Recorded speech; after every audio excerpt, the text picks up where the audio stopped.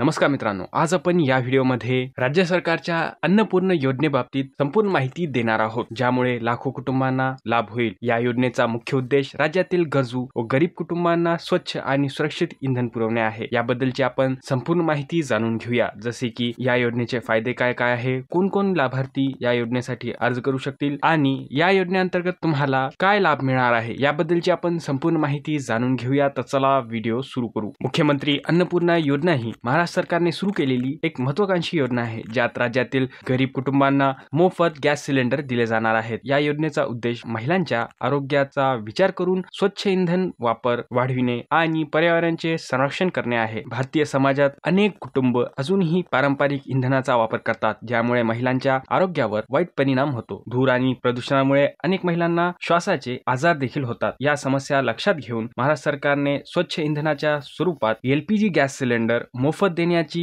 योजना आखली आहे। या योजनेअंतर्गत पात्र लाभार्थ्यांना 3 गॅस सिलेंडर मोफत म्हणजेच फ्री मध्ये दिले जाणार आहेत। तर चला पाहूया या योजनेमध्ये महत्त्वाच्या गोष्टी काय काय आहेत। नंबर 1, या योजनेअंतर्गत दरवर्षी म्हणजेच एका वर्षामध्ये 3 मोफत गॅस सिलेंडर दिले जातील। नंबर 2, स्वच्छ इंधनाचा वापर केल्याने महिलांच्या आरोग्याचा देखील फायदा होईल। नंबर 3, या योजनेमुळे पारंपरिक इंधनांवर अवलंबून राहणे कमी होईल, ज्यामुळे प्रदूषण देखील कमी होणार आहे। नंबर 4, गॅसच्या वाढत्या किमतींमुळे गरीब कुटुंबांना होणारा आर्थिक ताण कमी होईल। तर चला आता आपण पाहूया या योजनेसाठी पात्रता काय लागेल। नंबर 1, ही योजना फक्त गरीब आणि गरजू कुटुंबांसाठी लागू करण्यात आलेली आहे। नंबर 2, पिवळ्या आणि केशरी रेशन कार्ड धारकांनाच या योजनेचा लाभ मिळणार आहे। नंबर 3, कुटुंबाची व्याख्या म्हणजे रेशन कार्डवर नमूद केलेले सदस्य म्हणजेच एक कुटुंब। नंबर 4, यासोबतच उज्ज्वला योजनेच्या लाभार्थ्यांना देखील या योजनेचा लाभ दिला जाणार आहे। नंबर 5, उज्ज्वला योजनेच्या लाभार्थ्यांसोबतच माझी लाडकी बहीण योजनेत पात्र असलेल्या